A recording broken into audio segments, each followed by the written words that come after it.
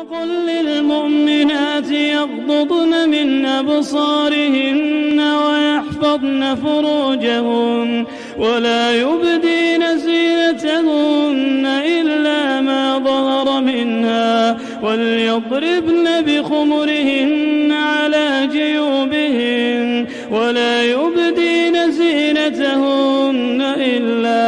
إلا لبعولتهن وآبائهن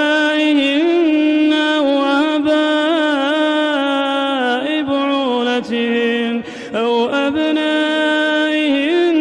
وأبناء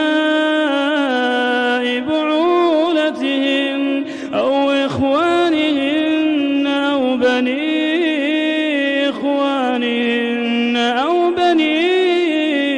أخواتهن أو نسائهن أو ما ملكت أيمانهن أو التابعين غير أولي الإربة من الرجال أو الطفل الذين لم يظهروا على